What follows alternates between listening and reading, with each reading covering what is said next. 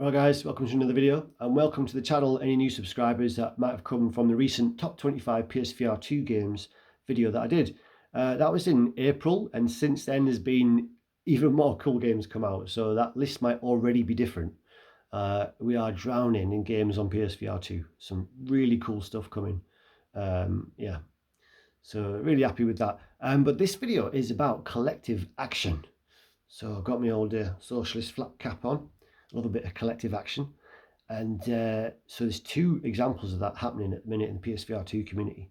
The first one is a Kickstarter for Postal 2 Redux, coming to us from Flat to VR Studios, of course, and or via Flat to VR Studios, with also Team Beef and Running with Scissors, the original makers of that game. So they've got big plans for Postal 2. Lots of different upgrades, graphical gameplay features, AI of NPCs. So it's quite a radical upgrade of this game. So pretty excited with their plans for this. And yeah, I guess Running with Scissors, small studio, maybe they're going to find it difficult to fund that. So going through Kickstarter is a brilliant idea, I reckon. If you can get collective support for the creation of a game like this, it just gives small studios the ability to bring their ideas into reality and have a bigger vision and not just do a straight port. So I think that's cool. If this is how it needs to happen, I will support it, definitely. I'm a big fan of these types of efforts. My channel is called Shamuzo. One of my favourite games of all time, probably my favourite flat game, is Shenmue 1 and 2. And as fans for years, we were begging for another Shenmue game. Didn't happen. No studio was willing to fund it. So, of course, we went through Kickstarter. It got funded. We got Shenmue 3. Now, how that turned out, I was satisfied with it. It's fine. It just left us on another cliffhanger. So now we need Shenmue 4, but that's another video. So, yeah, these kind of efforts can result in some really cool things for fans and for games. So, happy to see this. Something I didn't realise until looking into it today was that this is actually also going to be a flat game. So Flat to VR are doing a hybrid. It is actually flat to flat and VR studios. But this makes perfect sense, of course, because you're going to blow up in your audience potential for sales. So as a new studio as well, it's going to be really important for them to bring in profit as soon as possible to maintain the company and to show its viability and just do more and grow. So absolutely genius idea to also have this game be brought to other consoles as well, and as many platforms as I can get it on, basically. That is the best solution by far.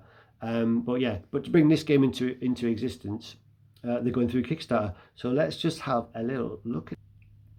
So we go Postal 2 Redux, a full tilt resurrection, full Kickstarter coming this summer. So yeah, it's not started yet. You can sign up to get notifications, but they haven't started taking donations yet, or pledges, whatever they call them, on Kickstarter. So they've revealed plans for Postal 2 Redux, a ground-up overhaul of 2003's infamous open-world shooter, part modernisation, part love letter. Postal 2 Redux will hoist every original asset out of creaking Unreal 1.5 engine and slam it into today's Unity, delivering the same familiar week in the Postal dude's life with a merciless glow-up and a bucket of new toys for all consoles that will allow us. Goes on to say, it's gunning for every modern box that'll boot. Windows, Mac, PlayStation 4 and 5, Linux, Xbox, Nintendo Switch, if they'll let them go on there. It can be a bit of a controversial game, of course. Yeah, and they'll confirm final platform lineup in the future. Got stretch goals as well there, of course. But yeah, so get on to Kickstarter there. I'll put a link in the low bar. So go and support Postal 2. Well, go and sign up to be notified of when that Kickstarter begins. So that's really good. Yeah, so that's the first one. The second collective action that we've got relative to PSVR 2 today is a petition. And it's really passionate. It's really well written. I'm going to go through it now. I must admit, when I first saw this, I just saw the link and the title for it, and sort of saw other people talking about it, about the general topic rather. And I had a sort of initial take that was not the greatest take, right? So because I was focusing specifically on this question of whether Sony has funded enough games for PSVR 2.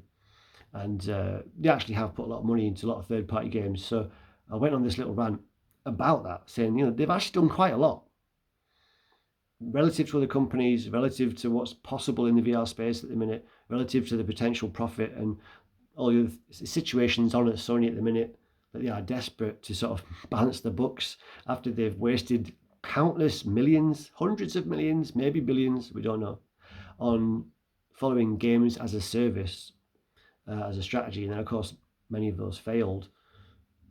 Huge investments that have gone nowhere. So Sony's in a position at the minute where it needs to make decisions financially that it can feel confident it will get a return on.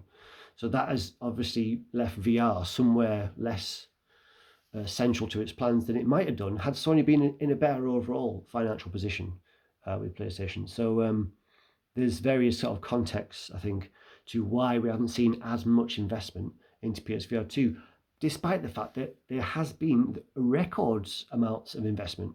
Sony is obviously the only console manufacturer that's doing VR. So, and they've made innovations. This is 2 generations deep into VR where others have not done anything. PC market's basically non-existent other than mods. Quest set us back a couple of generations for a while. Not as many people have really jumped on with the Quest 3 as did on the Quest 2. So it's not kept its momentum there as much as Meta might have hoped. So the whole VR industry is really sort of in this shaky period. And despite that, Sony have increased or rather sustained their involvement in terms of investment, promotion, featuring games on the states of play, sales for the console headsets, funding third-party studios, games. So they've been doing a good lot, but there is certainly an argument that they could be doing more. And some of the things that they could be doing, you have to imagine, wouldn't be huge financial investments, just strategic decisions that would open up the appeal of this headset and increase its functionality. So it's a great petition. Let's just have a look through it. On change.org, there'll be a link in the low bar as well. Go and sign this if you're interested. A petition for Sony to take PSVR 2 seriously. So it's that title that I initially sort of didn't sort of agree with, because I think they have taken it seriously. I guess when you take into account all those external sort of market forces, economic factors involved, it perhaps has made things difficult. Made it difficult for the supporters of VR within Sony to argue its case for potential for further investment, given the fact that they need this sort of confidence in investment currently with the position they're in. But the petition starts like this: "We, the proud owners of the PSVR 2, are writing to express our awe and enthusiasm for this groundbreaking hardware. For many of us, the PSVR 2 is the PlayStation 5. Whilst PS5 feels like an enhanced PS4, the PSVR 2 is a revolutionary leap, akin to the jump from Super Nintendo to the original PlayStation. It's dramatic, exciting, and deeply immersive. PSVR 2 represents the future of gaming, but it's been underutilized and overlooked even by its creators. We believe in its potential and urge Sony to give it the support it deserves, and here are our requests." So these are great. First one, make the price reflect its potential. The recent PlayStation Days of Play discount showed significant demand for the PSVR 2 when priced competitively. This hardware is exceptional, it just needs to be accessible. So the price drop, and why not, of course. One of the barriers for VR is just people sort of feeling like they can take that risk with it. It's this unfamiliar technology. It seems awkward and complicated compared to what they used to, of course, gaming on TV. So it's not inherently appealing to most people. It seems like a bit of a ball ache. So, of course, the lower the price of the headset, as we've seen with Quest, the more likely people are to drop some money on it and experiment and see if it's for them. We can definitely give Sony props that they did do a significant price drop recently. So it went down from $550 to $400 permanent price drop, and there's been obviously another recent $50 off. So they are doing that, and we did see massive uptake in adoption. So they should really keep doing that. Would make sense for them, even of course if they're making a loss on the headset, which they must already be doing. And this is already the cheapest high-end VR OLED headset on the market by quite a margin. I think if you're going on for a PC VR headset that's OLED, you're going to be paying at least double what you can get a PSVR 2 for. And that's, of course, even not taking into account you've got the extra features the PSVR 2 has, like the eye tracking, head haptics. Those things aren't on any other, well, head haptics at least, aren't on any other VR headset. Eye tracking is rare. So you have this rich feature set that's already way cheaper than all other equivalent headsets. So you've got to think they're already taking a fair loss on it. But you know, it's the wise decision, because then of course you just need to get that headset into homes and then make your money on the back end, of course, on the software, as has always been the case really, especially in recent years, with consoles getting ever more powerful, having to try and keep up with PC. These really powerful consoles, no doubt they're taking a loss the majority of the time. But yeah, so that will definitely help. That will definitely help uptake increase. Just keep that price keeps dropping. But yeah, and you might feel as well that they are probably quite likely to have that initial loss on the hardware pay off in terms of software sales, because VR gamers tend to have a high adoption rate, high attachment rate, which means they buy a lot of games. Obviously, because it's, you know, you're compelled to try lots of different things, because when you play a VR game, you really feel like you go somewhere else. Then it makes a strong compulsion to sort of want to experience what it's like to go into all these different games, because they've all got their own different flavor. Like, no, you know, there's so many different ways that VR can feel, and that variety feels more pronounced than the sort of variety of games you might get on a telly. You kind of know what you're going to get with a TV game, whether it's a high-end, high-budget or a retro game, or you pretty much know what you're going to get when you put a game on the TV. But for VR, I believe this high attachment rate, the fact that they buy so many games, is because of this. Yeah, you just want to feel like it's what it is like to be in those games. So it might be a wise strategy for them to do that. So point number, unlock the app ecosystem. Says platforms like Apple Vision Pro offer native VR apps for YouTube, Disney Plus, media players. Despite its incredible potential, the PSVR 2 lacks these apps, even though it's capable of delivering similar immersive experiences. Developers cite difficult porting processes and minimal support from Sony as barriers. To fix this, collaborate directly with app developers to bring popular apps like YouTube VR and Disney Plus to PSVR 2. Simplify development with better tools, incentives, and technical support. Enable immersive experiences like virtual cinemas, 3D streaming, and media playbacks. This, again, seems like obvious and not necessarily a huge investment, but potentially would garner a lot of sort of good press and extra interest. The more usage you can get out of a headset, the more people you have interested in it. And some of the things that we're missing on PSVR 2 were on PSVR 1. So like we had it on PS4 and they're not there now. So that's sort of a regression. We used to have YouTube VR, and there was more sort of VR 360 video stuff. And you could watch 3D Blu-rays on the PSVR 1. Now it is criminal that you can't watch 3D Blu-rays or 3D movies on PSVR 2 currently, because of course you've got a much higher resolution screen. You've got HDR. You've got all these other extra benefits of the new headset compared to PSVR 1. So those 3D videos, 3D movies could be much higher quality and really enjoyable. The social aspect of being in a virtual cinema. I've not actually done that myself. I've watched 3D content. I've never used a 3D cinema app, a VR cinema app. But yeah, they need to add that functionality. It would garner them a lot of press, a lot of positive press. And hopefully they'll do that. But like I said, it's quite possibly the case that the PSVR 2 has not got as much focus as it might have done if it weren't for the this financial situation that PlayStation has been in, because of their misdirected focus on games as a service that lost hundreds of million. 2.3. Well, we just touched on this. Restore 3D Blu-ray support. Number 4, market the PSVR 2 as a game changer. PSVR 2 delivers unparalleled emotional and immersive presence, but most gamers are unaware of it.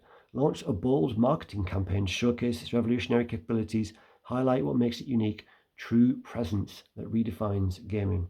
Yep, they could do a bit more promo. Absolutely. It's time to do that. It's time to do that. The game catalogue is strong enough now that you can really sell this headset. Number 5, develop first-party VR games. Sony owns iconic IPs like Uncharted, Spider-Man, Astrobot, perfect for VR. If Sony isn't creating next-gen VR experiences with these franchises, why should third-party developers invest?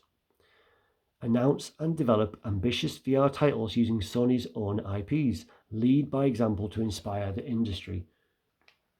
Again, fully agree. Of course, we want to and we should and we need to see Sony first-party IPs come to VR, continue to come to VR. We saw sort of more of that in PSVR 1. And obviously we're still missing some of the classics that were on that headset, haven't been updated and brought to the new one. And so we're still missing Wipeout.